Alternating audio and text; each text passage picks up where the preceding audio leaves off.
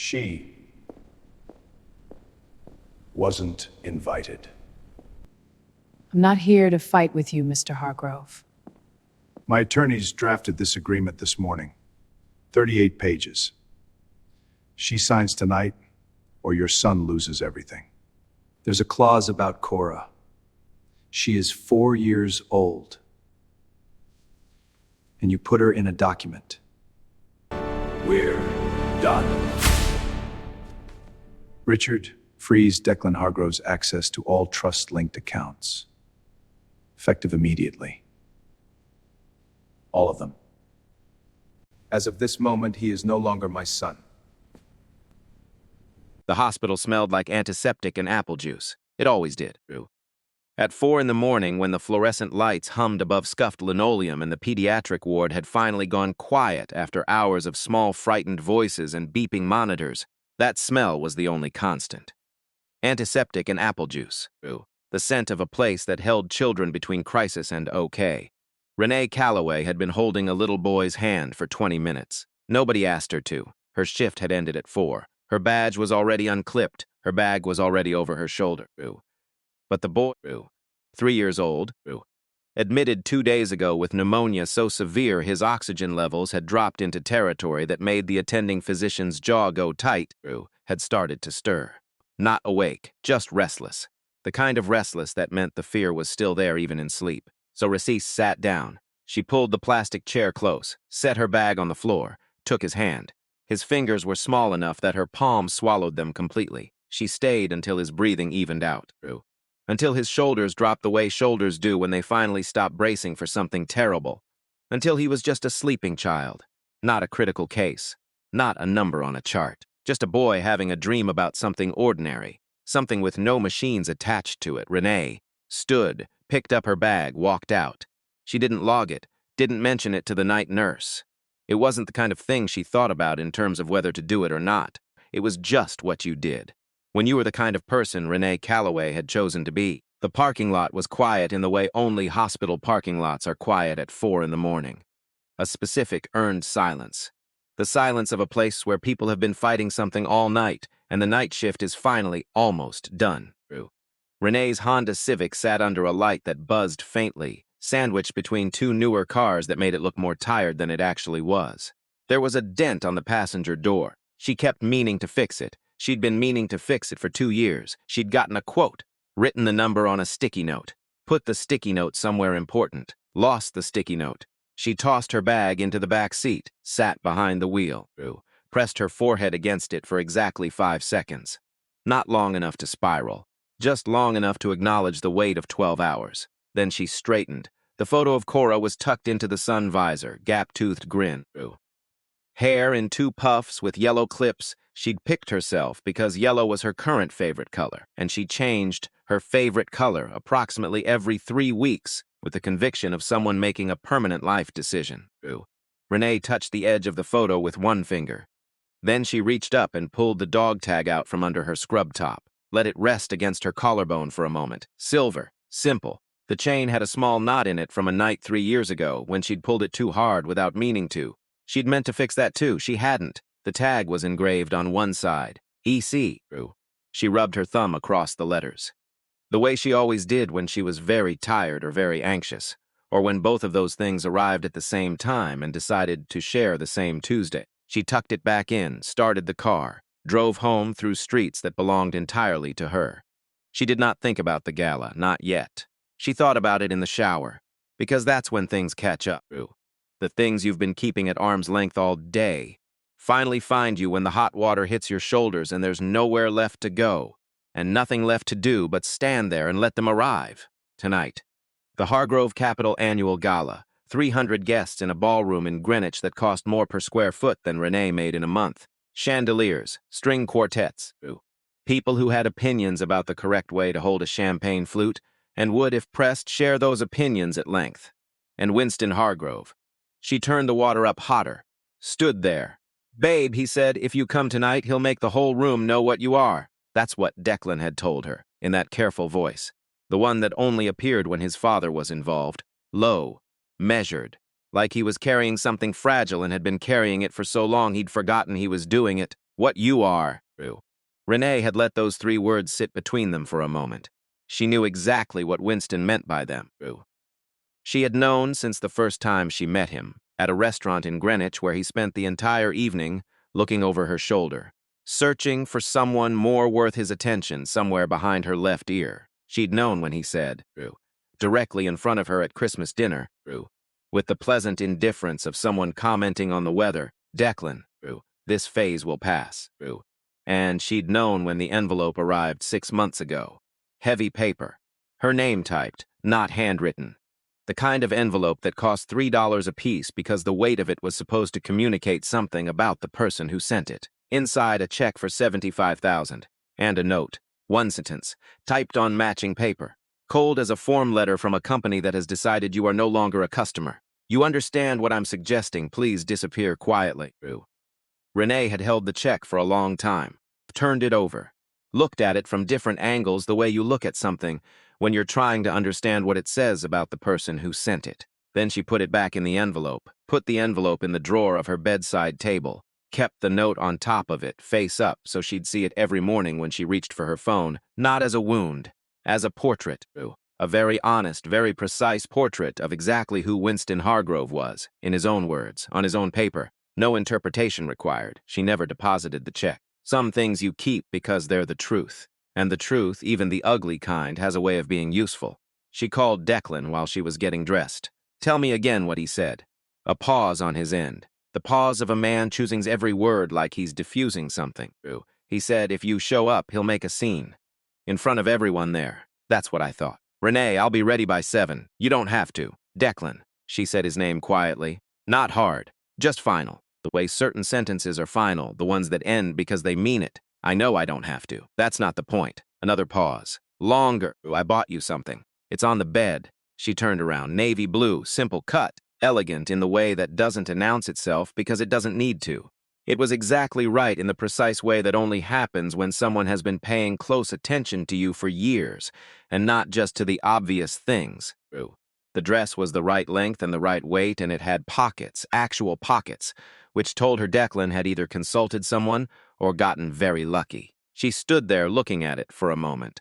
This man, who had stood between her and his father at every turn without making it a performance, who had chosen, every single time the choice was forced on him, the harder and more honest option without asking for credit for it, who had never once, not one single time, asked her to make herself smaller or quieter or easier to explain to people who had already decided not to understand. She picked up the dress. She stood in front of the mirror. The dress was right. Everything about it was right. She reached up and pulled the dog tag out, held it in her palm. The letters caught the light. E.C. Her father, General Everett Calloway, retired 4-star general, now chairman and CEO of Calloway Defense Group, a privately held defense contractor with 1 billion yen in federal contracts and a reputation that made career officers straighten involuntarily when his name came up in rooms where names like that mattered. Nobody at tonight's gala would know that. Nobody who knew Renee ever knew that, and that was entirely, deliberately intentional.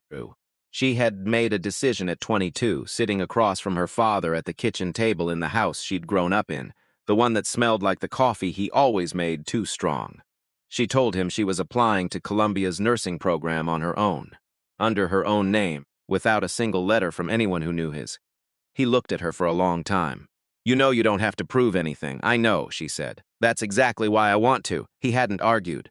He never argued with her about things like this. He understood things like this the way people understand them when they've spent their lives in rooms where everything everyone had was either earned the hard way or handed over from someone who earned it the hard way first. He just nodded. And then he said in the voice he used for things that were facts rather than promises, I'll be here when you need me. She had built everything herself after that. The degree, 6 years in pediatric critical care, 6 years of 12-hour shifts and fluorescent lighting and holding small hands at 3 a.m. and making calls no parent wanted to receive and sometimes making calls that saved everything. Nobody had given her any of it. Nobody could ever say she hadn't earned it. She tucked the dog tag back under the neckline of the navy dress. Tonight she was just Renee Calloway Hargrove, a nurse from the Bronx who had married a man whose father couldn't stand her. That was enough. More than enough. Declan was waiting at the door. He looked at her in the dress for a moment without saying anything. His jaw did the thing it did when he was feeling something he hadn't found words for yet. "Ready?" she asked. "No," he said. "Honestly, but I'm going." She took his hand. They walked out together. The Hargrove Capital Annual Gala was, by every measurable standard, flawless. The Greenwich estate had been built in 1924 by someone whose primary architectural goal was ensuring that every person who walked through the front door felt, immediately and without ambiguity, slightly less impressive than the building itself. The main ballroom had vaulted ceilings with hand-painted pastoral scenes, rolling hills, rosy-cheeked figures doing pastoral things in clothing that suggested nobody in the pastoral world had ever lifted anything heavy. Italian marble floors polished until they reflected the chandelier light like the surface of a lake that had never had weather. White orchid centerpieces on every table. A string quartet near the marble staircase working through Vivaldi with the brisk competence of musicians who had played this room before and knew exactly how loud to be in order to suggest elegance without interrupting conversation. 300 guests. Senators, hedge fund managers, defense contractors, one former cabinet secretary, 2 federal judges. An assortment of people whose collective net worth had enough zeros in it that they had long since stopped thinking about the number and started thinking about the legacy. And Winston Hargrove, stationed near the entrance, shaking each arriving hand with the calibrated precision of a man who had spent 40 years deciding exactly how much warmth each person deserved, and had become extraordinarily accurate at the calculation. Firm and held a beat long equals. Brief and slightly loose, people who wanted to be considered equals. Non-existent, anyone whose name he hadn't bothered to learn. He was on his second bourbon of the evening, not drunk. Winston Hargrove was never drunk in public, just warm enough to feel entirely pleasantly in control, which was, in its own particular way, its own particular danger.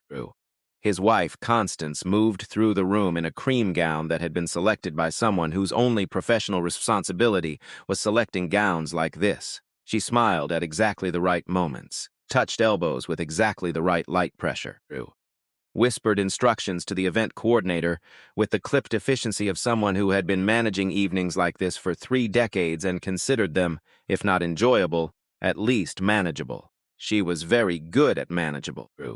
Near the bar, Prescott Briggs, Winston's general counsel of 14 years, stood with a glass of something sparkling that he wasn't really drinking. He'd been looking at his phone for the past 8 minutes. His face had done something quiet and significant at 8:39 p.m., and since then he had not moved, not spoken to anyone, and had developed a sudden, intense interest in the middle distance. Nobody noticed Prescott Briggs. Nobody was looking at Prescott Briggs. They were looking at the entrance. Renee and Declan walked in at 8:47 p.m. She would remember that detail later. Not because she checked the time, because the string quartet was mid-movement when they arrived, somewhere in the brisk, bright opening of spring, and she would always associate that piece of music with what came next. The way certain things get permanently attached to the sounds that were playing when they happened. Declan's hand was at the small of her back, not behind her, placed there.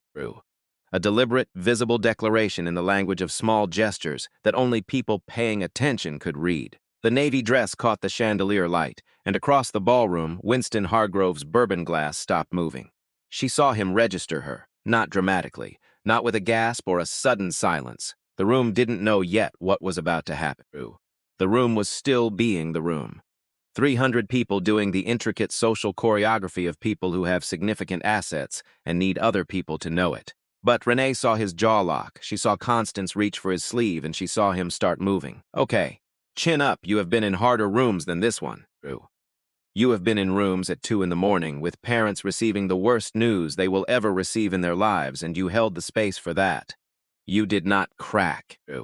You are not going to crack here in a ballroom in Greenwich because a man in an expensive suit has decided you don't belong in it. Chin up. He crossed the floor, not rushing, unhurried.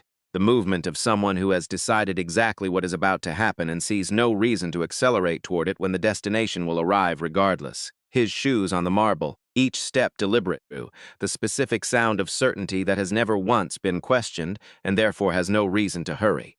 He stopped 4 feet from her. Declan stepped forward, just slightly, not hiding her, covering her the way you cover something worth protecting. Dad. The word was steady. A wall in one syllable before you say anything. She wasn't invited, not loud, not yet, but designed to carry.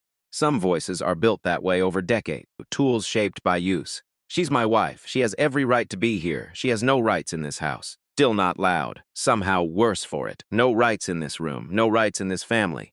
He turned to look at Renee directly for the first time and looked her up and down. Slowly, the deliberate inspection of someone assessing an object they've decided to return. Nice dress. Who paid for it? Not a question. Renee met his eyes, held them. I'm not here to fight with you, Mr. Hargrove. You're not here at all. That's the point. He tugged each cuff, precise, practiced. The gesture of a man reminding a room that he is still entirely in control of it. This event is for people with standing in this world, people with something to contribute. People with backgrounds that belong in a room like this. He let that land. Let the chandeliers and the marble and the 300 witnesses do the work of amplifying what he wasn't quite saying yet. And you walked in anyway. Like you belong here. She belongs here more than half the people in this room. Declan's voice had changed. An edge in it now. The edge that appeared when something he'd been managing for a long time stopped being manageable. She belongs in the Bronx. Winston said it pleasantly. The pleasantness of a man who has decided the cruelty is obvious enough that it doesn't require a raised voice to land. He reached into his jacket, pulled out a document. Thick, cream paper, heavy stock. He set it on the nearest cocktail table beside an abandoned champagne flute still sweating in the warm air. My attorneys drafted this agreement this morning. 38 pages. She waives all claims to Hargrove family assets. Every trust, every property, every account, everything this family has ever built or will ever build. He straightened. She signs tonight. She sits at the back table. She eats quietly. And we never have to do this particular exercise again. Declan picked up the document, flipped through it. His face cycled through white, then red, then something darker than both that had no clean name. There's a clause. His voice had gone very quiet. The particular quiet that arrives when something has moved past anger into somewhere colder. It says Renee needs your written approval to attend family events. Yes, Christmas, birthdays, funerals, yes. Who decides what counts as a family event? I do. Declan kept reading, turned another page. Stop, there's a clause about Cora. Something behind Renee's eyes went still, very still. The kind of stillness that arrives when something moves from bad to something else entirely. Any child from a prior relationship, Winston began. She is 4 years old. The words came out of Declan's mouth with a precision that had nothing performative in it. Just fact. Just the unbearable plainness of a fact. She is 4 years old and you put her in a document. I am protecting 3 generations of Hargrove legacy from someone who arrived with nothing and intends to take everything. She has never asked you for a single thing. She asked for my son. The room had gone very quiet by this point. Not all at once. In the way that rooms go quiet when something is happening that everyone understands they are witnessing and nobody can look away from. The string quartet had not stopped yet. But the musicians had slowed fractionally, the way musicians do when they sense the room has shifted under them, and the music they were playing no longer fits what the room has become. 300 people, and every single one of them was listening. Renee stood still. Her fingers had pressed together at her sides, hard enough to feel her own pulse in her palms. Her face gave nothing. She had learned this in hospital hallways and waiting rooms, and every room where someone had decided what she was before she opened her mouth. That the moment you let them see you flinch is the moment it becomes about what you couldn't hold instead of what you came to say. She was not going to let it become that, Mr. Hargrove. Her voice came out the way it came out at 2 a.m. when she had to tell a family something no family should ever have to hear. Steady because the situation required steadiness. Quiet because quiet carried. I graduated magna laude from Columbia School of Nursing. I have worked pediatric critical care for 6 years. I have never asked your family for money. I have never asked anyone in this room for anything, and I came here tonight as the wife of your son. She paused. One beat. I did not come here to be called what you've been calling me. Winston's mouth curved, slow. The smile of a man who has been in rooms like this for 40 years and has won every single one of them, and yet, he spread one hand, a small theatrical gesture. Here you are, being called it anyway. In front of everyone who matters. From somewhere in the crowd, a sound, short, nervous. Laughter that didn't want to be laughter but couldn't stop itself. 2 people, maybe 3. It bounced off the marble, and landed on Renee like something thrown. Each laugh a small, ugly choice. each one made in exactly 1 second by someone who had decided that Winston Hargrove's approval was worth more than their own decency. Declan reached past her and picked up the document. He held it with both hands. Read, the pages turned, his jaw worked. 3 pages, 4. His hands were shaking now, and he seemed to not know what to do with them except keep turning pages, keep reading, keep accumulating what was inside until the total weight of it hit him all at once. He set it down on the table, looked at it, picked it back up, and tore it enormous. A single, clean, definitive rip that cut through every conversation in the ballroom simultaneously, like a shot, like a gavel, like the sound of a decision being made that cannot be unmade. The document fell to the marble in 2 pieces. We're done. Winston's smile vanished. Excuse me, we. Each word its own sentence. Its own closed door. Done. I'm not signing. She's not signing. And I am finished pretending you are anything other than what you have just shown 300 people you are. Winston looked at his son. A long look. The look of a man who is recalibrating. Who has been surprised and is not accustomed to surprise, and is deciding very quickly what to do with it. Then he reached into his jacket. Phone out. Dialing. He kept his eyes on Declan the entire time. Did not look at the phone. Did not look away. Because this was its own performance. The performance of a man who wants his son to watch what happens next, so that the watching of it is its own punishment. Richard. His voice was pleasant, almost warm. The voice of a man giving a routine instruction. Freeze Declan Hargrove's access to all trust-linked accounts. Effective immediately. All of them. Written confirmation within the hour. He listened for 1 second. That's correct. Thank you. He hung up, slid the phone back into his breast pocket with 2 fingers. Smiled. Now you have nothing. He said it to Declan, but the room could hear it. The room was designed to carry sound like this. No apartment, no company car, no trust, no accounts, no inheritance, no safety net of any kind. His gaze moved to Renee, flat and final, the gaze of a man closing a transaction. Congratulations, you married a penniless man tonight? I hope the dress was worth it. He turned to face the room. All 300 of them. Every glass. Every face, every person who had spent the evening shaking his hand and drinking his bourbon and eating his food and would now, Winston was certain, understand exactly what they were watching. As of this moment, he is no longer my son, removed from the family trust, terminated from Hargrove Capital, effective immediately. The apartment reverts to the estate by end of week. He will not set foot in this house again. I will not recognize him as a member of this family. He looked at Renee one final time. Eyes that had the opacity of stones. Take him, you wanted him. Now he's yours, with every last thing you brought to this marriage, which is to say nothing at all. The string quartet stopped. Not gradually, all at once. The last note of Vivaldi wavered in the air for 1 hanging second and then dissolved into the silence of 300 people who had collectively decided that silence was the safest available option. Constance stood near the marble staircase. Her champagne glass was in her hand, untouched. Not a single sip all evening, Renee would realize later, just held. A prop. Something to do with the hands when the hands had nothing they were permitted to do. Her face was very still in the way that takes years to learn. She watched her only son be disowned in front of every important person in both their lives. She did not move, she did not speak, she did not blink. Aunt Dolores sat at a corner table.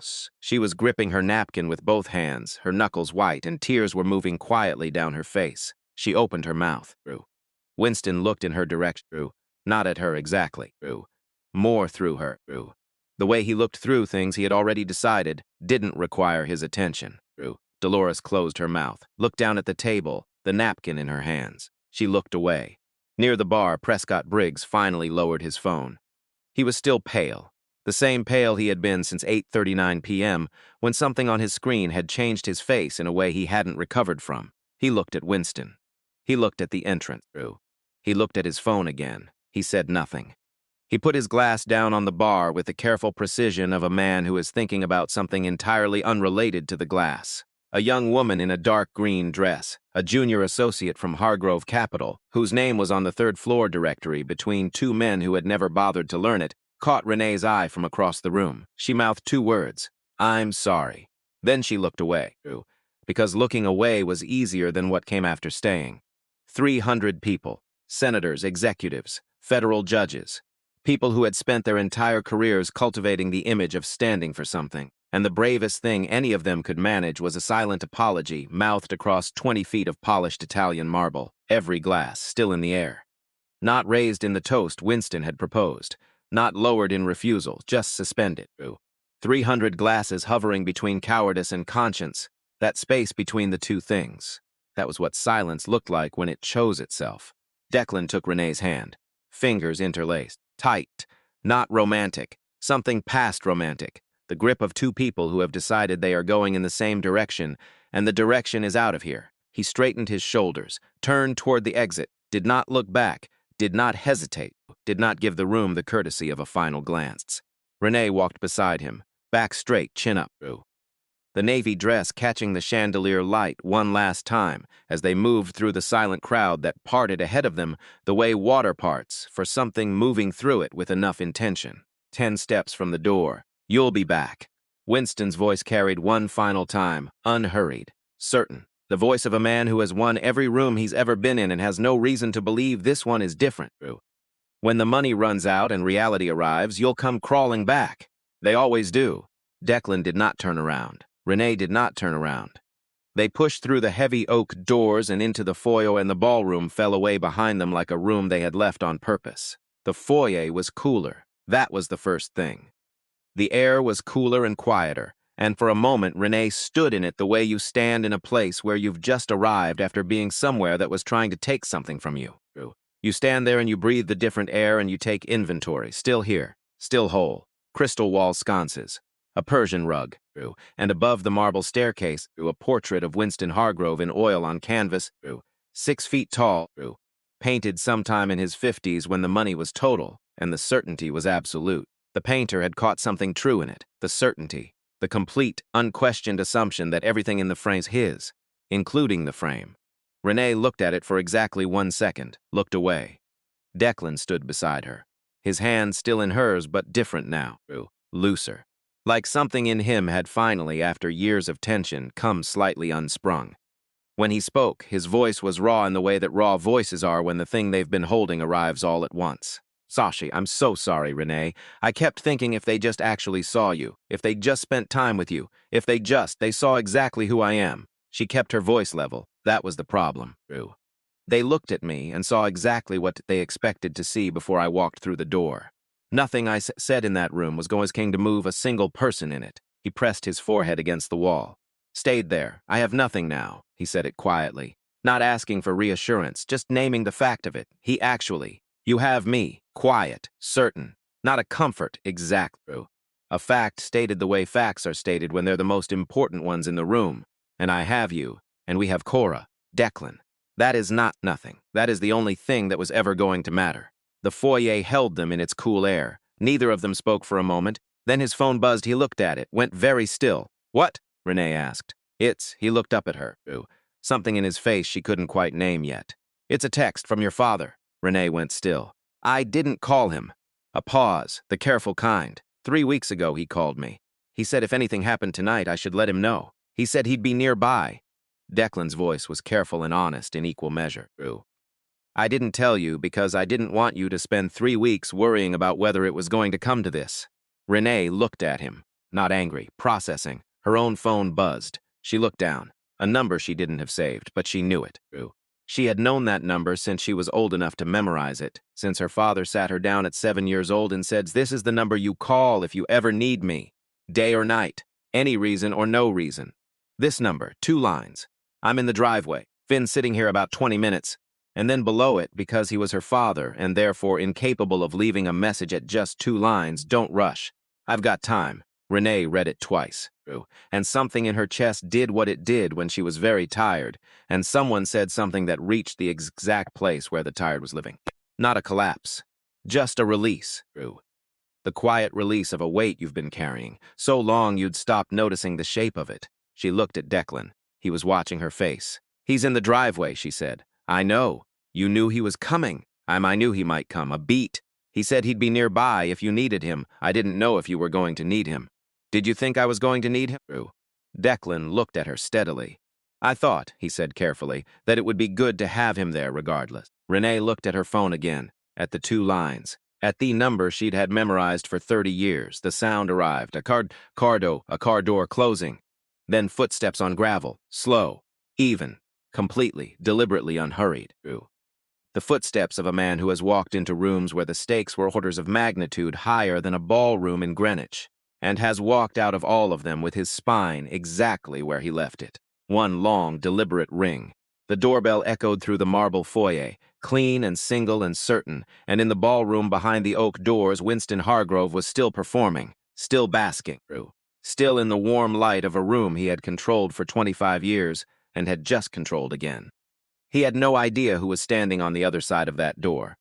Renee crossed the foyer. She put her hand on the handle. She thought about the dog tag under the neckline of the navy dress, 2 letters worn smooth from years of her thumb, from 12-hour shifts in pediatric wards, and every morning when she opened the drawer and saw the note on top of the envelope and remembered exactly who she was and where she'd chosen to build her life.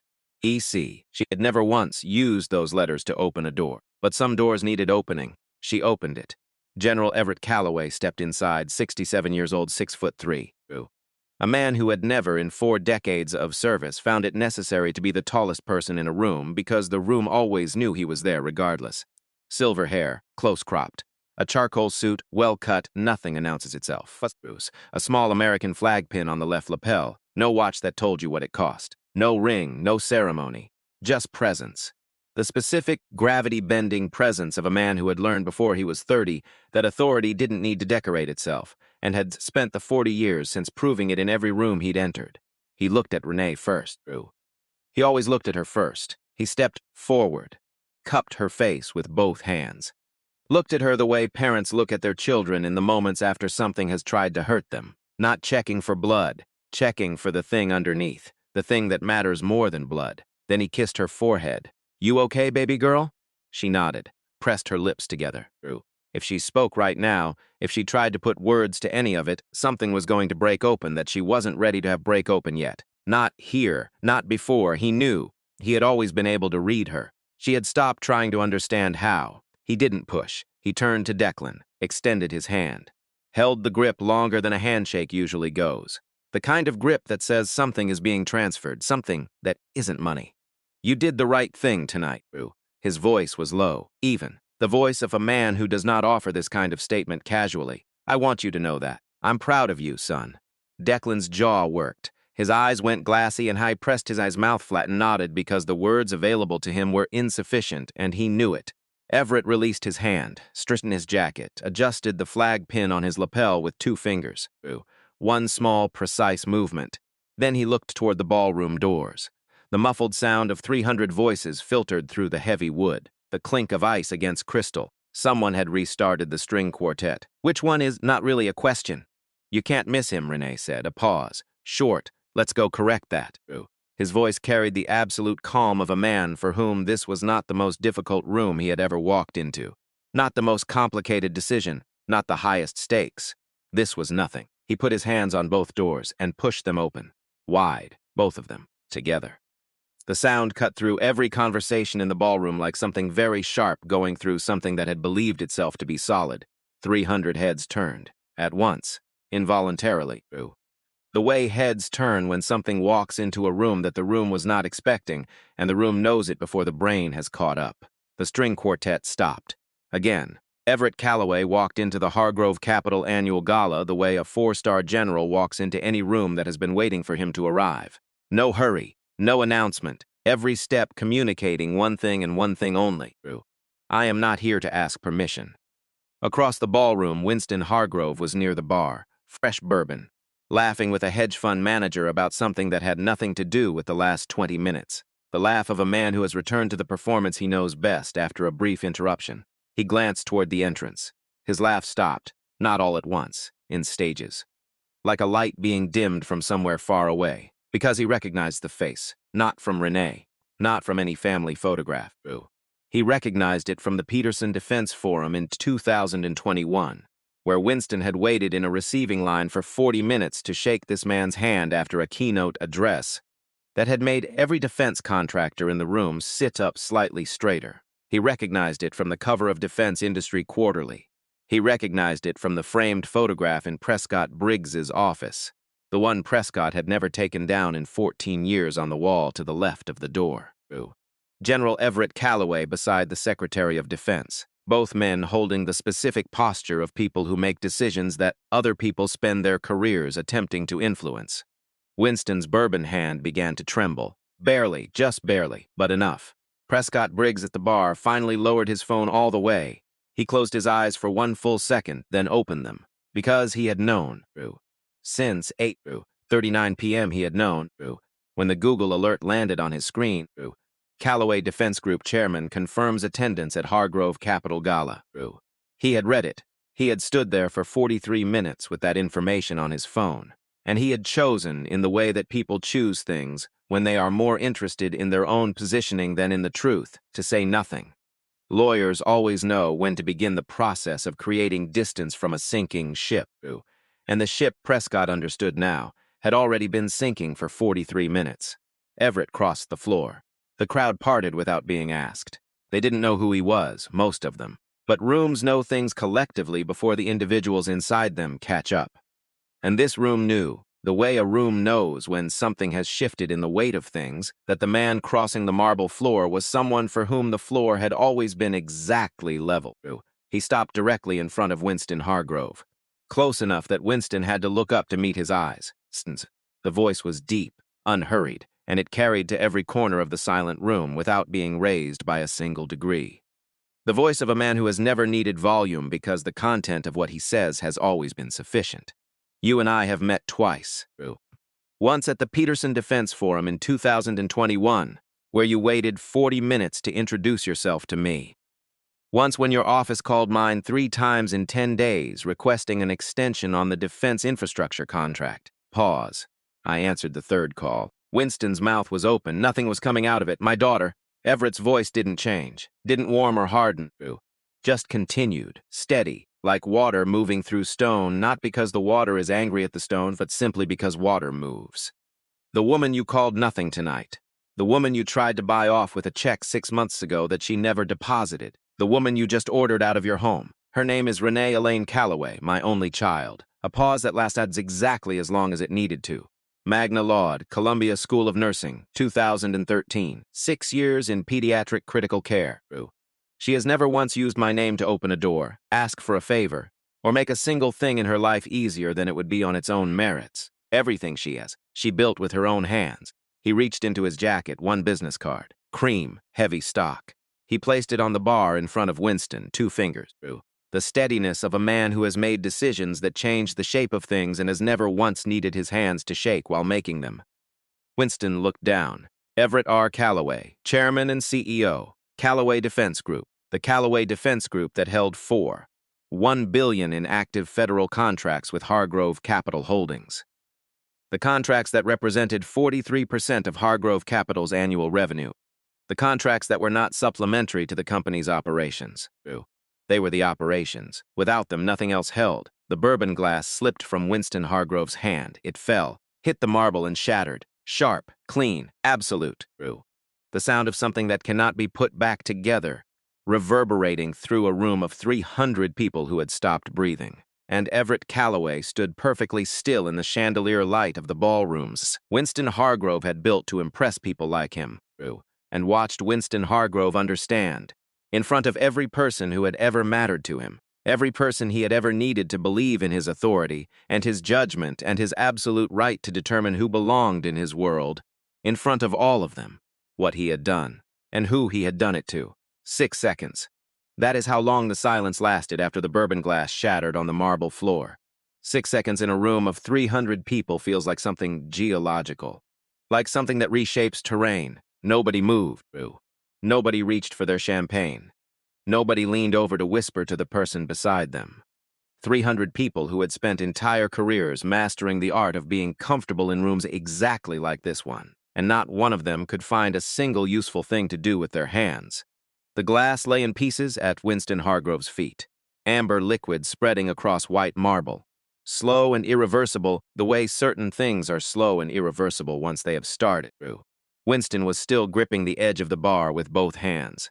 His knuckles had gone pale. His face had passed through several colors in the last 40 seconds and had arrived somewhere that had no precise name. Not white, not red. Something flatter and stranger than both. Everett Calloway had not moved, had not shifted his weight, had not adjusted his expression. Had not done anything that suggested this moment was anything other than exactly what he had expected when he drove through the front gate of this estate 25 minutes ago and sat in the driveway for 20 of those minutes deciding, very calmly, how he wanted to walk into a room that had spent the last hour trying to break his daughter. 300 people stood in the chandelier light and waited. But then Winston let go of the bar, because men like Winston Hargrove do not stay down. That is the thing about them. They have built entire careers on the specific skill of absorbing impact and recalibrating before anyone else in the room has finished processing what just happened. It had made him formidable for 40 years. It had built the company. It had won rooms that should not have been winnable. He straightened his jacket, one slow, deliberate movement, the gesture of a man reassembling something that had briefly come loose and intending for the reassembly to be observed. He looked at Everett, and something moved through his expression, something that had been underneath the performance all evening, underneath the bourbon warmth and the calibrated handshakes and the practiced certainty. Cold, calculating, the thing that was actually running the show when everything else was stripped away. He turned his head, slightly, enough to catch Prescott Briggs's eye across the room. One look, 2 seconds. Prescott's jaw tightened. He gave the smallest nod. Then he set his glass down on the bar with the careful precision of a man who has made a decision and walked quietly toward the back of the room, toward the exit. Winston turned back to Everett, a new smile, thinner than the last one. The smile of a man who has lost the opening round and has already started calculating the next one. General Calloway, smother now, recalibrated.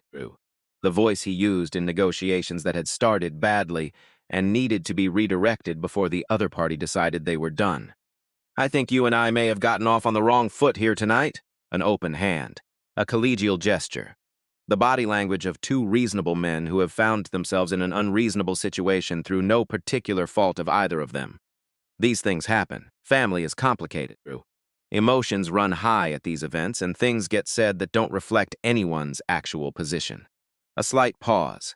I think if you and I stepped away from all of this and had a private conversation, we could find a number that makes sense for everyone involved. He thought Everett had a price. He believed it completely, without question, without doubt, because in Winston Hargrove's experience, which was 40 years deep and had never once failed to confirm itself, everyone had a price. The number was the variable. The existence of the number was not. It was simply a matter of finding the right figure and the right framing and the right moment to present it. So he waited, with the patience of a man who has made this offer before and knows how the next 30 seconds will go. Everett looked at him, not with contempt, not with anger, with something quieter and more permanent than both. The expression of a man who has seen this exact moment before, this particular desperation dressed up as reason, and is neither surprised nor moved by it. You built all of this from nothing. Everett's voice had not changed, still low, still carrying without effort. I know that. I've read the history of this company. Municipal contract in New Haven, 1,989. 15 employees in a warehouse. 25 years of work to get here. He looked around the ballroom once, just briefly, taking it in without being impressed by it. That is genuinely worth something. Most people start with the foundation already poured and spend their lives taking credit for the concrete. Winston waited, prepared to receive a compliment as the opening of a negotiation. But somewhere in those 25 years, Everett continued, you forgot something. A pause. Long enough to mean something. You forgot what it felt like to be the person in the room that nobody was looking at. The one no one shook hands with. The one everyone had already decided wasn't worth their time before they knew his name. Everett's eyes were steady, not hard. Just clear, the way clear things are when they have had a long time to settle. You don't hate my daughter because she isn't good enough for this family. You know she is. You have always known she is. You hate her because she reminds you of the person you were before you decided to forget him. Winston's hand had closed at his side, a fist, barely visible. But there. I'm not interested in your number, Everett said. I'm not interested in your terms or your private conversation or whatever. Prescott Briggs just went to go prepare on your behalf. He reached into his jacket, retrieved his card from the bar, put it back in his pocket. Clean, final, 48 hours. Your resignation as CEO, a public statement, and I mean a real one, not something a law firm drafts at midnight that uses the word regret 6 times without once using the word wrong. full personal withdrawal from every Hargrove Calloway contract. If I don't see movement by Monday noon, my legal team handles the remainder. He turned to go, stopped, did not turn back, spoke to the room the way the room was designed to be spoken in. And Winston, a beat, my legal team does not lose. He walked out. No ceremony, no final look through. The doors opened and closed behind him, and the ballroom stayed exactly where it was, frozen in the specific way of a room that has just witnessed something it will spend months processing and will still not entirely understand. Winston stood at the bar, alone in the way you can be alone in a crowd when the crowd has made a collective unspoken decision to redistribute itself away from you. People near him had drifted, subtly, through. The way people drift when the gravitational center of a room has shifted, and everyone's body knows it before their mind catches up. Nobody came to stand beside him. Not one person.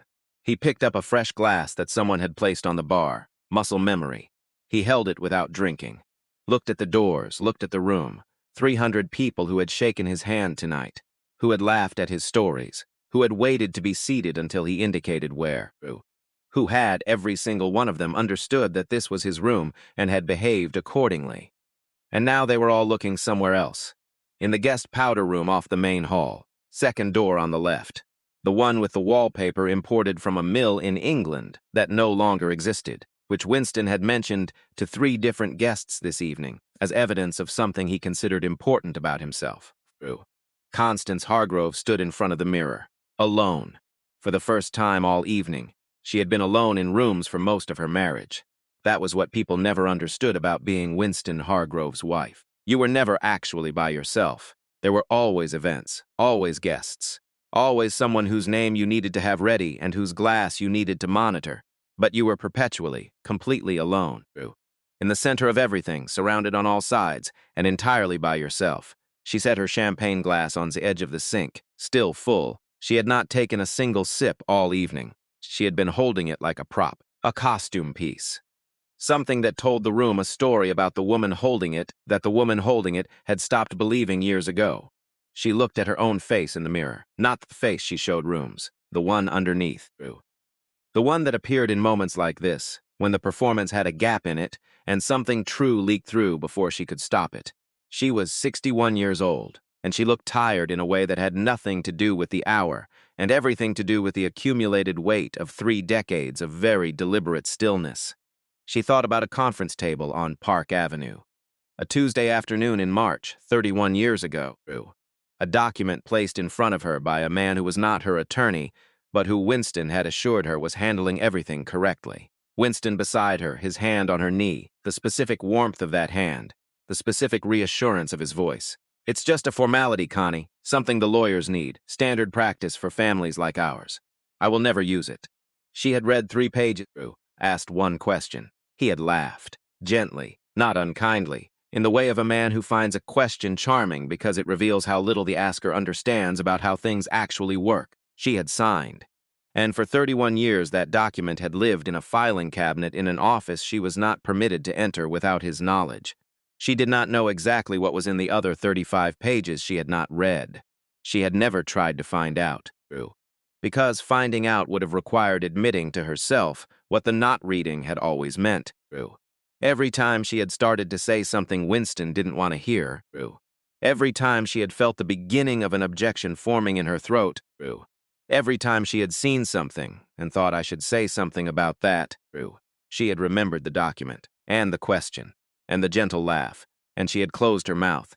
She had gotten extraordinarily good at closing her mouth. Tonight she had stood in the doorway of that ballroom in her cream gown and watched Declan look at her, really look at her, the way he hadn't looked at her in years, maybe ever. Because when you are a child, you do not look at your parents the way you look at people you have decided to truly see. You look at them the way you look at weather. It's just there. It's just what the world is like. But tonight he had looked at her, and what he said was quiet. So quiet she had almost missed it under everything else that was happening. He said, you stood there, You watched him say all of that, and you didn't say a word, not one word. She picked up the champagne glass, set it down again. She thought about Renee walking through the doors of the ballroom tonight. Navy dress, chin up.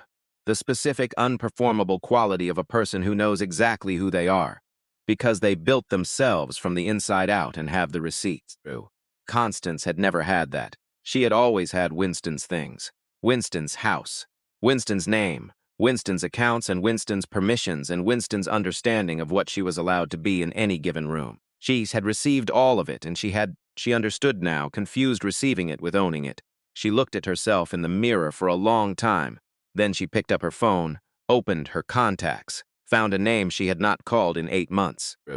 A name she had kept in her phone for 5 years, the way you keep something you are not ready for but cannot bring yourself to release. Vivian Aldrich, attorney at law. She held the phone in both hands, did not dial, not yet, but she held it. And holding it was already different from the 31 years before it. Renee didn't know any of this was happening. She was in the foyer with Declan and her father, and the three of them stood in the cool air and the quiet, and neither of them felt the need to fill it immediately, which told Renee something about the quality of the people she was standing with. Everett had his hand on her shoulder. Not heavy, just present. The weight of a person reminding another person that they are not alone without making a production of the reminder. He tried to negotiate, Everett said. Renee looked up at him. I know. I said no. I know that too. A beat. Outside, the October night was doing what October nights do in Connecticut, turning the air sharp and clean at the edges, kind of air that makes you feel more awake than you intended to be. You okay? He asked, and there it was. The question he had been asking her since she was 5 years old and had fallen off her bicycle and was sitting on the driveway attempting to evaluate the damage to her palms while also deciding very firmly that she was not going to cry about it. The same question, in the same voice, with the same meaning underneath it, which was not just are you okay, but also I am here and I have been here and I will keep being here, and none of those things are conditional. She breathed in. Let it out. I will be, she said, which was the honest answer. Not the reassuring one, the true one. He nodded, because he understood the difference between those things. Declan was leaning against the wall, arms folded, looking at the portrait of Winston above the staircase, the oil painting, 6 feet of absolute self-certainty rendered in expensive pigment. Declan looked at it the way you look at something you have been looking at your whole life and have only just now actually seen. What happens now, he asked. Everett was quiet for a moment. The considered quiet of a man who has spent 4 decades being precise about the answers he gives to questions that matter. Now, he said, is the easier part. What happened next was not dramatic. That is the thing nobody tells you about consequences. You imagine them arriving the way certain storms arrive, sudden and total and impossible to miss. A single moment and then everything is different, but they don't. Not usually. They arrive the way water does. Patient, working into every available crack, filling the lowest places first and working steadily upward until the structure that believed itself solid begins to understand that it is not. Sunday morning, 6:14 a.m. Renee was home. Cora was asleep. The apartment had the specific quiet of Sunday mornings with a small child still in bed, which is a good quiet, a real quiet, the kind that belongs to you. She was sitting at the kitchen table with coffee she'd made too strong, the way her father always made it, with her phone face down beside her mug. She turned it face up, looked at the number on the screen, 8 million views. She read it twice, put the phone face down again. Someone had been recording. Of course someone had been recording. 300 people with phones in a room where something extraordinary was happening 10 feet in front of them. The only genuine surprise was that it had taken until nearly midnight for the clip to surface. Somebody in that ballroom, nobody ever confirmed who, had started recording from almost the beginning. From the moment Winston began crossing the floor. The audio was 4 minutes and 22 seconds, every word clear. Winston's voice carrying the way he'd always intended it to carry, just not toward this particular audience. The whole thing, the document, the dismissal, the phone call to the bank, the disowning, and at the very end, a fraction of a second before the clip cut off, the clean, sharp sound of a bourbon glass hitting Italian marble, followed by a voice that was not Winston's. My daughter's name is Renee Elaine Calloway. That 11-second segment had been replayed 2 million times before noon. Renee did not watch the clip. She had been there. She knew every word. She did not need to watch herself standing in the middle of it from the outside to know what it had felt like from the inside.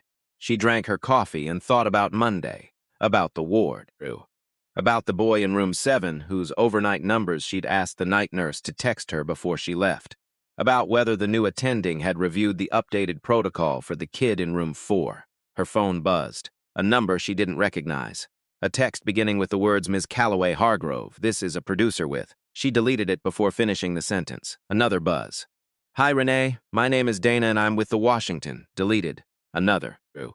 I'm a publicist and I believe your story represents an incredible opportunity to. Deleted. She turned the phone face down and looked out the kitchen window. True.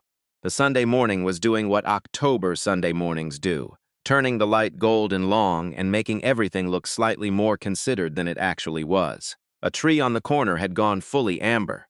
The kind of amber that made you stop for a second even when you were busy, which was its whole project and it accomplished it reliably. Renee looked at it. Then she got up, refilled her coffee, and went to check on Cora. Monday arrived the way Mondays always do, without ceremony, on schedule, requiring things of you before you had finished wanting the weekend to last longer. Hargrove Capital's stock opened down 17%. By 10 o'clock, it had dropped another 3. By noon, 2 institutional investors had issued statements about reviewing their positions, which was the financial equivalent of beginning to back very slowly toward the exit while maintaining eye contact and smiling politely. The Washington Chronicle ran Nathan Brooks's story at 7 in the morning. Not just the gala. The gala was the opening. But Brooks had been building this story for the better part of a year, and the audio clip was the unlocking mechanism he had been waiting for. 6 former Hargrove Capital employees. All black, all named, all willing to be quoted. A woman who had been passed over for promotion 3 times despite performance metrics that her own manager had described in writing as exceptional.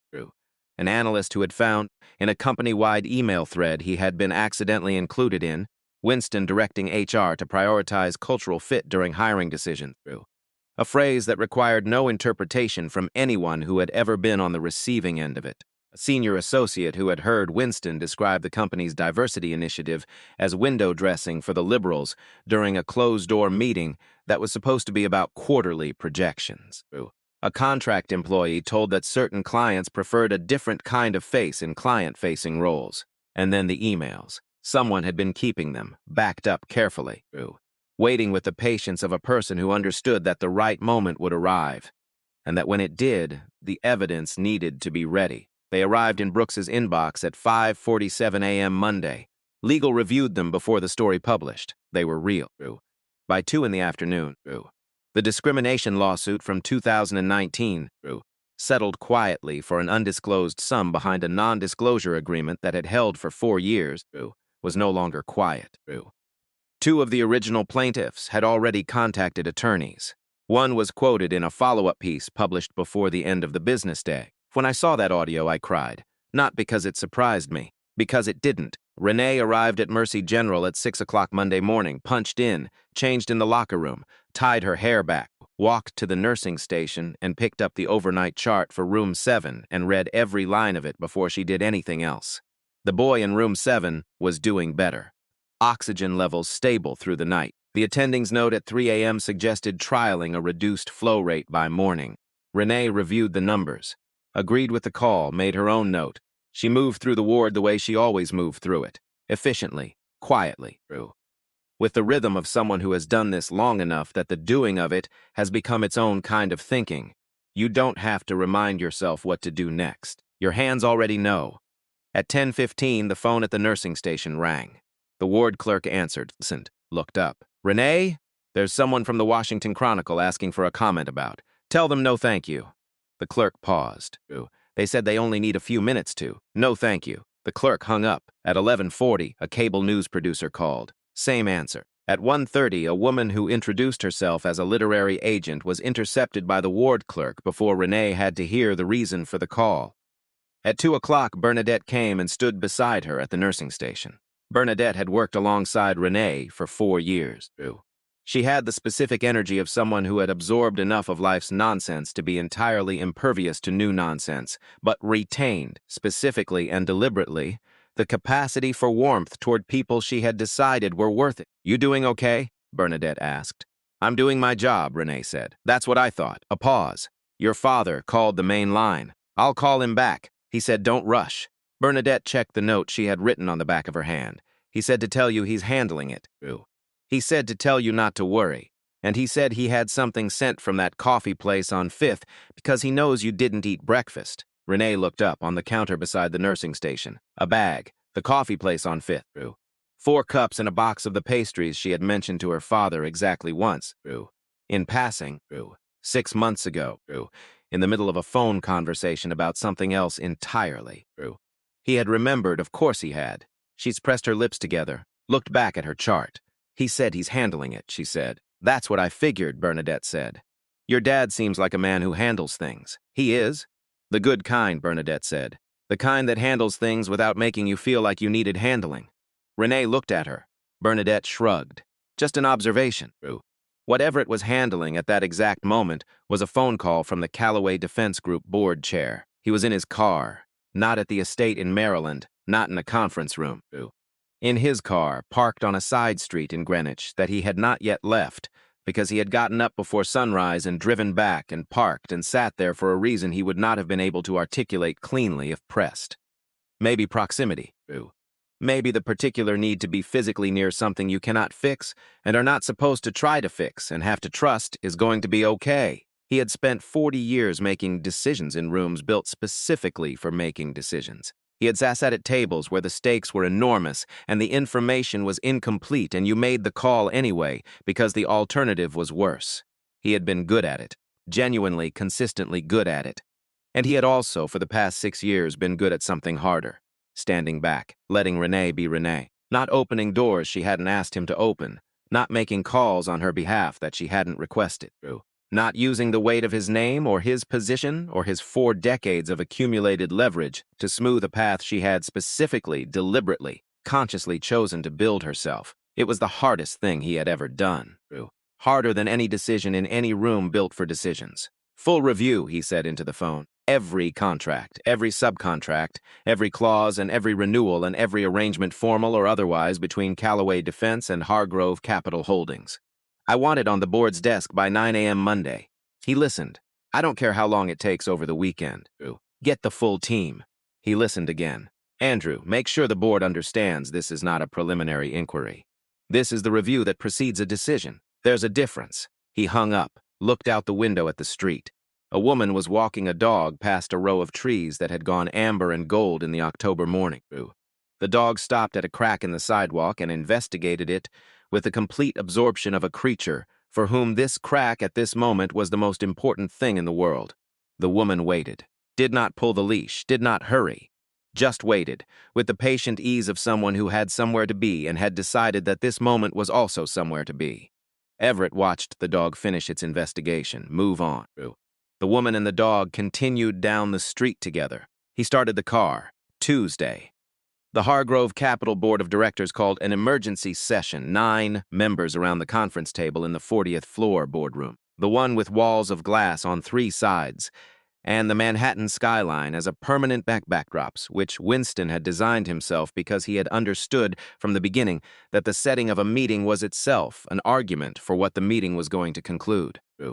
Today the skyline felt like somebody else's. Winston sat at the head of the table, because he had always sat at the head of the table, and he was not going to stop now, not for this, not with these people who had all had his number in their phones for years, and not one of whom had answered when he called Monday evening. 14 calls, 14 voicemails. He had left messages on the first 3, then stopped, because the silence on the other end of those lines was beginning to accumulate into something that had a shape, and the shape of it was something he recognized from the outside but had never expected to find himself inside of. The resolution was presented by the board secretary. Clear language, immediate resignation, full cooperation with regulatory inquiry, public statement subject to board review before release, temporary appointment of interim leadership pending search. The vote was called 7 in favor, 2 abstentions. The 2 abstentions were people Winston had personally appointed. His picks, his loyalty investments placed carefully over the years onto the board with the specific understanding that their presence there was a kind of insurance. And even they could not vote in his defense. The resolution passed on the first ballot. Winston sat at the head of the table, in a room he had designed, in a building with his name on the door. He said nothing. The board secretary asked if he had any statement for the record. He shook his head. The session ended. People filed out with the efficient relief of individuals who have concluded something unpleasant and would very much prefer to not look directly at anyone while exiting. Prescott Briggs had submitted his resignation by letter that morning. Submitted at 7 a.m., effective immediately. Personal circumstances. Best wishes to all colleagues. His office had been cleared out before the building opened. The security log showed him badging in at 5:53 a.m., gone by 6:47, in and out before anyone arrived who might have to watch. The specific exit of a man who knows exactly what he did and exactly what he chose not to do, and has decided that the fastest possible departure is the closest thing to dignity available to him now. Wednesday, Constance filed the divorce papers. Through Vivian Aldrich, who had been her attorney quietly. In the background. The way certain crucial arrangements are maintained when you are not yet ready to use them but cannot bring yourself to let them go. 5 years. 5 years of occasional calls. 5 years of Vivian saying gently, without pressure, without agenda, whenever you're ready. 5 years of Constance saying not yet. She had dialed the number Monday night, not Tuesday, not after sleeping on it. Monday night, sitting in the kitchen of the Greenwich house at 11 p.m., while Winston was in his study doing whatever Winston did in his study when the world was falling apart around him, probably calling people who weren't answering.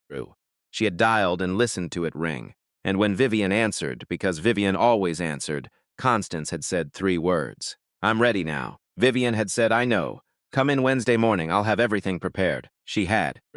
Constance sat across from Vivian in a small office in Stamford, not the firm's main location, a quieter space without Hartgrove Capital clients in the waiting room, and she answered every question clearly and directly and without hesitation. She described specific incidents, specific language, dates she could confirm and approximations for the ones she couldn't, and honest acknowledgement when something was beyond her specific recollection. She was in the room for 4 hours. She did not cry. She had decided she was not going to cry, not because she wasn't feeling anything. She was feeling approximately everything, stacked on top of each other in no particular order, arriving in no particular sequence. But she had spent 31 years performing her emotions to a schedule set by someone else, and she was finished with that. If she cried, it would be because she chose to, not because the moment required it of her.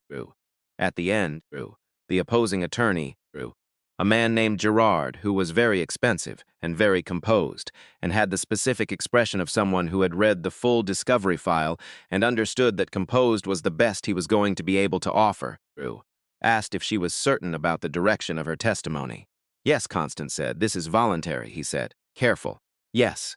There's no pressure from any party compelling you to." "No," she looked at him directly. The look of a woman who has been looked past for 31 years and has decided she is done with that direction of gaze.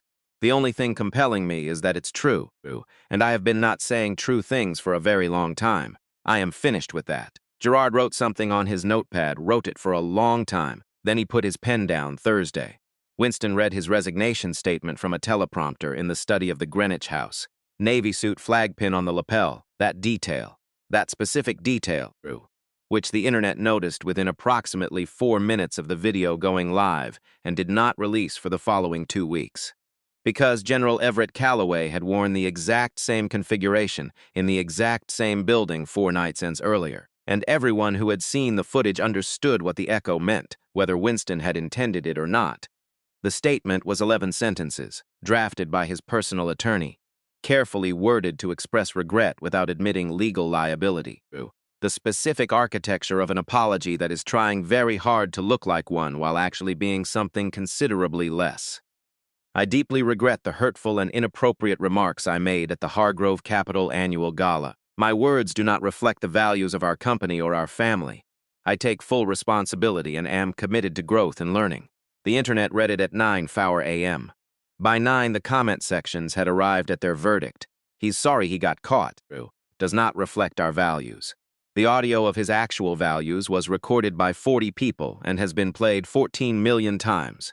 11 sentences, and he managed to make it about himself in every single one of them. Someone made a meme. Winston's face, mid-statement, at the exact moment the teleprompter had skipped a line, and his expression had done something involuntary and revealing for approximately 2 frames.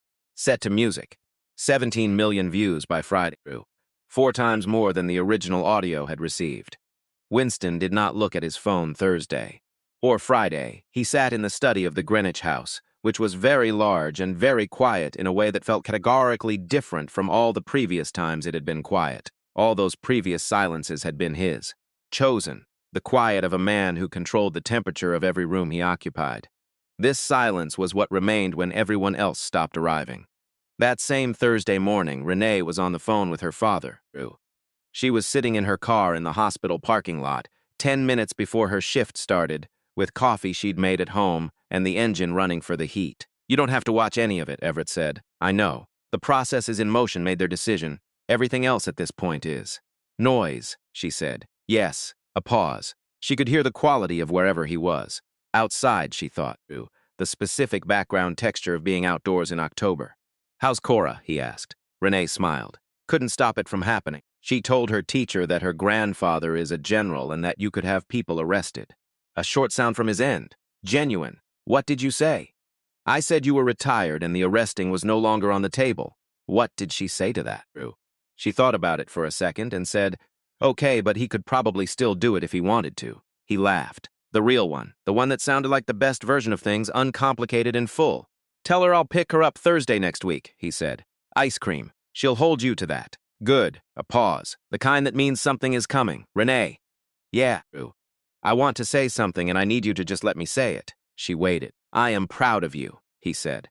"Not for any of this. Not for how the story landed or what the headlines say or what happens to Winston Hargrove's stock price. I'm proud of you for who you were in that room on Saturday night. The way you stood there, Drew. The way you spoke when you decided to speak. The way you walked out." A pause. "That's all. That's the whole thing." Renee sat in her car in the parking lot with her coffee going cold in her hand. The amber tree on the corner had dropped about a third of its leaves since Monday. It was in the process of becoming its essential shape, Drew.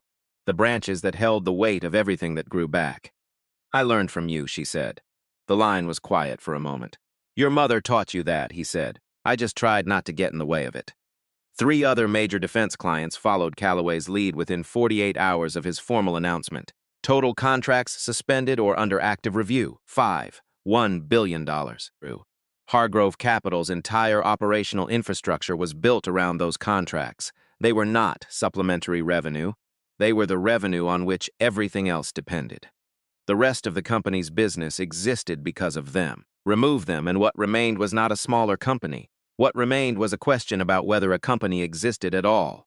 The board authorized settlement negotiations. The class action lawsuit had been filed 14 days after the gala. 6 plaintiffs, named, represented by a firm that had a specific and documented history of not losing cases like this one. $85 million in claimed damages. The negotiations took 6 weeks. The number that emerged at the end of them was $67 million, distributed according to terms not publicly disclosed, with a consent decree attached requiring 5 years of federal oversight of Hargrove Capital's hiring, promotion, and compensation practices. Mandatory training at every organizational level. Quarterly reporting, and a formal acknowledgement, written in plain language in the first paragraph of the settlement document, not in a footnote, not buried in a dependent clause, but in the first paragraph where anyone reading would encounter it immediately, that the discrimination described by the plaintiffs had occurred, that it was real, that it had consequences. Adrian Marsh read the settlement document in Vivian Aldrich's office on a Tuesday afternoon. She read the entire thing, slowly, every page. When she finished, she set it on the table, looked at the window for a moment. "Okay," she said. "Just that one word, which is sometimes the only word that fits when something you have been carrying for a long time is finally set down in a place where other people can see it and are required to acknowledge its weight." Declan came home that Thursday evening. The apartment was quiet. Cora was asleep. Renee was in the kitchen, standing at the counter, not doing anything, just standing in the specific stillness of someone who has been moving continuously for days and has just now, in this moment, stopped. Declan stood in the doorway. She looked at him. He looked at her. Neither of them said anything for a moment. Then Renee said quietly, "How did it go?" "I'm the interim CEO. I know. A text from the board chair had arrived 2 hours ago." "How do you feel?" He thought about it, actually thought about it in the way she had taught him without intending to teach him, by simply always doing it herself, giving questions the full weight of genuine consideration rather than reflexive answer. "Terrified," he said, "and like it's the right thing." She nodded. "That's usually what the right thing feels like," she said. He crossed the kitchen, put his arms around her from behind. She leaned back into him. Outside the window. The October evening was doing what October evenings do. Turning the sky that particular shade of blue that exists for about 6 minutes between dusk and full dark, when the day hasn't quite let go and the night hasn't fully arrived. "Are you okay?" he asked, into her hair. She thought about it. The boy in room 7, whose numbers had been good all week. Bernadette and the coffee her father had sent.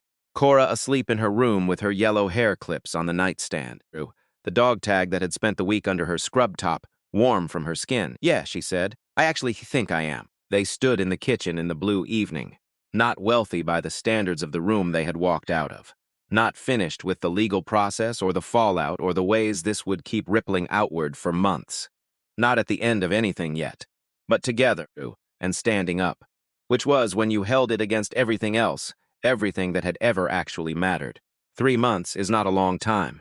In 3 months, a tree loses its leaves and stands bare, and you look at it and think it looks diminished, smaller, less than what it was, and then you look closer and you realize the structure was always there, the bones of it, the branches that hold the weight of everything that will grow back.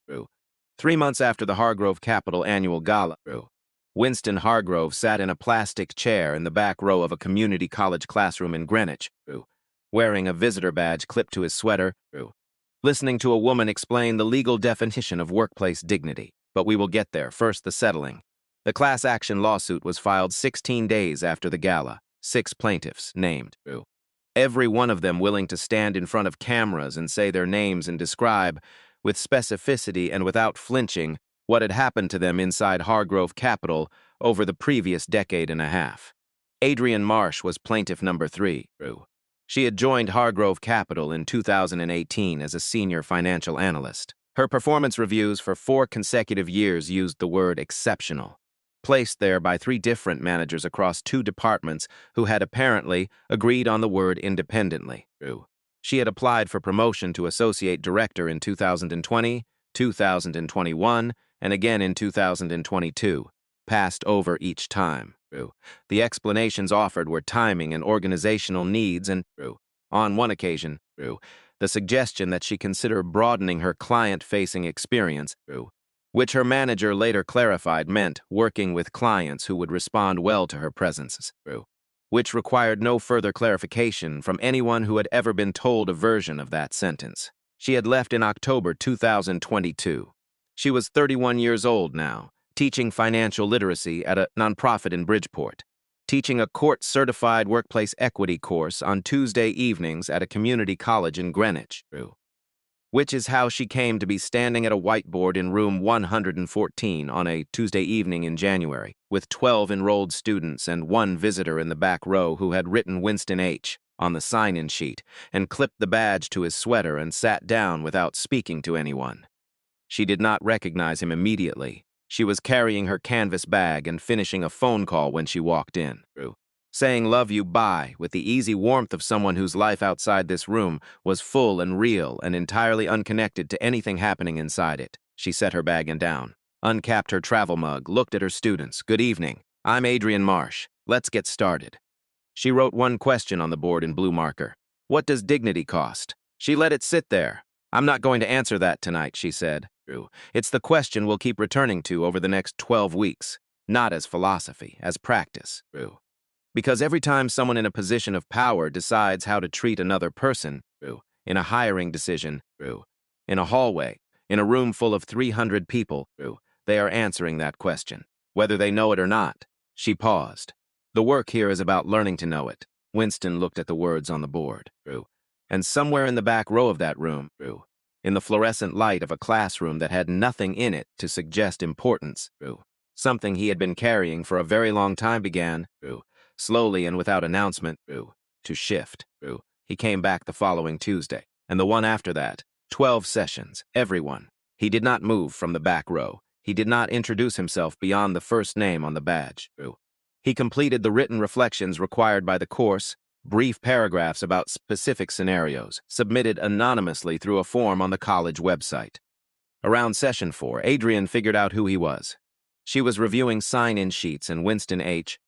clicked into place. She sat with it, thought about what the appropriate response was, thought about it from every available angle. Then she went into session 5 and taught it exactly the way she had taught sessions 1 through 4, because he was there to learn something, and she was there to teach.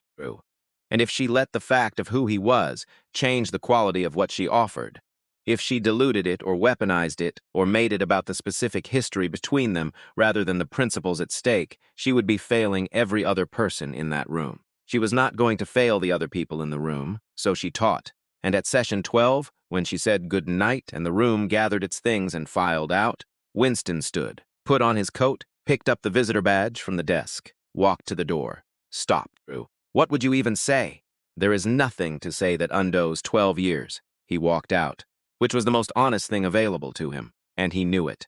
The settlement was finalized in December, $67 million, the largest racial discrimination resolution in the defense contracting sector that year. A consent decree requiring 5 years of federal oversight, mandatory training at every level, quarterly reporting, and a formal acknowledgement, written in plain language in the first paragraph of the settlement document, that what the plaintiffs had described had occurred, that it was real, that it had consequences. Adrian Marsh read the full document in Vivian Aldrich's office on a Tuesday afternoon, read every page. When she finished, she set it on the table and looked out the window for a moment. Okay, she said, which is sometimes the only word that fits when something you have been carrying for a long time is finally set on somewhere other people are required to see it. Constance moved to Charleston in February. She went back to her name before Hargrove. She found a house in the south of Broad neighborhood, smaller than anything she had lived in for 30 years, a kitchen that got morning light, a garden that needed work, a front porch with 2 chairs. She sat on that porch a great deal in the early weeks, learning to do nothing without it meaning something was wrong, learning to let her own quiet be hers. She started a small thing, told no one about it, an anonymous recurring transfer to an organization in Charleston that provided legal and financial support to women leaving controlling marriages, not under the Hargrove name, under a name she had chosen when she landed in South Carolina and filled out the paperwork, Constance Barlow. Barlow had been her grandmother's name. A woman who had grown up with nothing and been entirely unimpressed by people with everything, who had said, at a family dinner when Constance was 11 years old, in the tone of someone stating a plain and obvious fact, Connie, the only thing that actually belongs to you is what you decide to do with the time you have, Constance Barlow. She was getting used to the sound of it. Declan was confirmed as permanent CEO in the spring, following a unanimous board vote. Under his leadership, the Hargrove Opportunity Fund launched in February with 12 minority-owned businesses in its first cohort. The company's first black executive vice president, Serena Okafor, was appointed in January. She had 20 years in defense contracting and had been passed over for senior roles at 2 previous firms for reasons those firms had not been able to articulate when pressed. She was exceptional. Everyone who worked with her understood this within approximately 1 week. Declan attended every cohort introduction session for the Opportunity Fund, not to speak, to listen. He had learned something in the months since the gala about the specific usefulness of being quiet in a room, about what you heard when you stopped filling the space with your own voice. He had learned it, without meaning to learn it, from watching his wife do it for 6 years. When a reporter asked him what had changed at Hargrove Capital, he gave the answer he had been thinking about for months. The leadership. Everything else was already there. Renee was promoted to head of pediatric nursing at Mercy General in June, 8 months after the gala. Her supervisor, Dr. Patricia Wells, knocked on the door of the room Renee was charting in and said, "This is 2 years overdue and I want you to know I flagged it twice." Renee looked up from her chart. Apparently, a beat. "Okay," Renee said. Dr. Wells looked at her. Then she laughed, short and real. "You are the most infuriating person to do something nice for," she said. "Congratulations, 3 reporters called the ward that week." Renee declined all of them. Through the hospital communications department, she issued a statement. 7 words. "My patients need me. That hasn't changed," which became its own headline, which circulated again, which was eventually printed on a mug someone sold online and donated the proceeds from to a nursing scholarship fund. Renee found out about the mug 3 months later when someone sent her a photograph of it, and she sat in her car in the hospital parking lot and laughed until her eyes watered. Not because it was funny, because sometimes things go sideways in ways that accidentally produce something true, And the only appropriate response is to laugh and then get on with it. She got on with it. Everett retired in April, 42 years, a formal ceremony, a drive home in the same car he always drove. He had already reorganized his time around a very specific set of priorities. The Grace Calloway Foundation, named for Renee's mother, a civil rights attorney who had died when Renee was 19 and who had been, in every way that mattered, the template from which Renee had been made. The foundation provided scholarships and support for single mothers pursuing careers in healthcare and law. $12 million in initial endowment. Everett's name appeared nowhere in the building. The foundation was named for Grace. That was the point, the whole point. And every Tuesday, a standing appointment. He picked Cora up from school at 3:15. They walked to the same ice cream shop. Cora had strong opinions about flavors that required extensive deliberation and occasionally a second sampling before any final decision could be reached. Everett waited every time. Without impatience, without hurrying her. He had spent 42 years making decisions that had to be made quickly and with complete confidence in rooms where the cost of uncertainty was high. And he had learned in his 67th year that the most valuable skill available to him now was knowing when to slow down and let someone else take all the time they needed. Cora always chose strawberry eventually. He always chose black walnut. One Tuesday in September. Cora looked up from her ice cream and said, "Very seriously, Grandpa, did you know Mom was on the news?" "I did." "She didn't talk, though." "No, she didn't. Why not?" He considered this the way he considered things that deserved a real answer. Because she decided the most important thing she had to say was happening at the hospital, and everything else was noise. Cora thought about it with the gravity of a child processing something she sensed was more complicated than it appeared. "Becca's mom said you were scary," she said. Everett looked at his black walnut ice cream, then at his granddaughter. "Was I scary?" Cora tilted her head, examined him with the complete seriousness of someone conducting an honest assessment. "No," she decided. "You just looked like you meant it." He looked at her for a long moment. "That's about right," he said. The vow renewal was on a Saturday afternoon in October, almost exactly 1 year since the gala, a garden at a small inn in Westchester, 30 guests. Folding chairs in 2 short rows on either side of a grass aisle. Late roses still on the bushes. The October light coming in at the low angle that turns everything honey-colored and unhurried. No chandeliers, no marble floors, no string quartet calculating its volume against the room. Just people who had actually been present for the hard parts. Aunt Dolores arrived 40 minutes early, before the caterers had fully set up, and walked directly to Renee and wrapped both arms around her without announcement. She was already crying. "Aunt Dolores," Renee said into her shoulder. "We haven't started yet." "I know," Dolores said. "I'm getting it out early." She pressed an envelope into Renee's hands. A card. Handwritten. 3 pages. Renee did not read it until later after everything, sitting on the bed in the inn room at 11 o'clock with Declan beside her and Cora asleep in the adjoining room. What Dolores had written was not an explanation. It was an accounting. Every moment she had seen something and chosen not to say it, the specific incidents, what she had witnessed, what she had let pass. She wrote it not to be forgiven. She had said so explicitly. She wrote it because silence had been the problem and she had been part of the silence and she owed them both the truth of that. The last line read, "I am going to spend whatever time I have left being the person who says something. I am starting late, but I am starting." Declan set the letter down, looked at Renee. She should have said something years ago. "Yes," Renee said. A beat, but she said it now, which was not the same as everything being resolved, but it was real. And real things counted even when they arrived late. Especially when they arrived late. The ceremony was 18 minutes. An officiant named Reverend Clara Simmons, who had the specific quality of someone who had seen every kind of love and loss and renewal, and knew precisely when to stop talking and let the moment be itself. Declan stood under the rose arbor. He had worn the suit from their original wedding, let out slightly at the shoulders. Pressed that morning. His hands were still at his sides. When Renee came through the garden gate with her father, his face did what it always did when he saw her. Opened, the specific expression of a person who has stopped pretending that what they feel is smaller than it is. Everett, beside Renee. Same charcoal suit, same flag pin on the left lapel. She had asked if he wanted to say something at the ceremony. He had thought about it, then said, "I think I'll say it by showing up," which was the most Everett Calloway answer to any question she had ever heard. And Cora walked ahead of both of them, down the grass aisle between the two short rows of chairs, scattering rose petals from a basket with the focused intensity of someone who has been given an important job and is taking it seriously, each petal placed with consideration, which made the whole procession approximately 4 times slower than it needed to be. Nobody said a word. Nobody hurried her through. 30 people sat in the October afternoon and watched a small girl scatter rose petals at exactly the pace she chose, and the slowness of it was not a problem. It was the whole thing. When Cora reached the end of the aisle, she turned around, surveyed her work, nodded, then looked out at the 30 guests. "Okay," she said clearly. "Grandpa is a general and my mom saves kids." Nobody corrected her.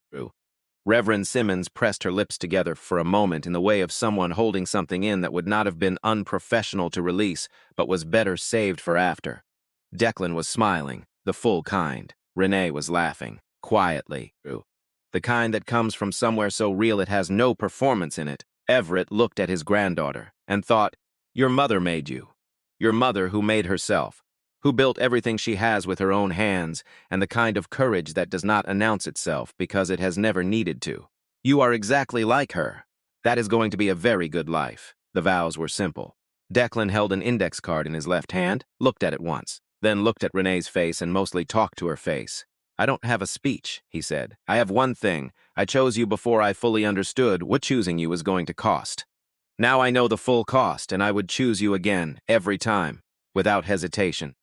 He folded the card, put it in his pocket. Renee had no card. She had spent 3 weeks deciding what she wanted to say, and had arrived, somewhere around Wednesday of the previous week, at the conclusion that there was only one true thing. "You tore up the paper," she said. Declan looked at her. "In that room. You didn't negotiate.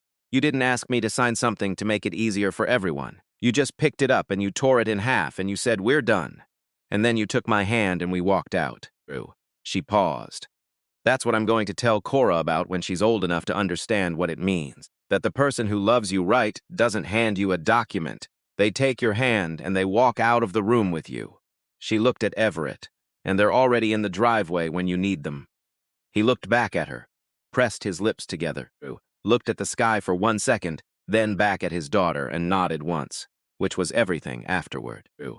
After the ceremony and the dinner and the toasts and Cora falling asleep in Dolores's arms at 8:30, and the last guests drifting out into the October evening, Renee and Declan sat on the inn's back porch. No shoes. The night air cool enough to need a jacket that neither of them had bothered to get. Stars, the kind visible outside the city. "How are you?" Declan asked. She thought about it. "I'm good," she said. "I think I've been good for a while."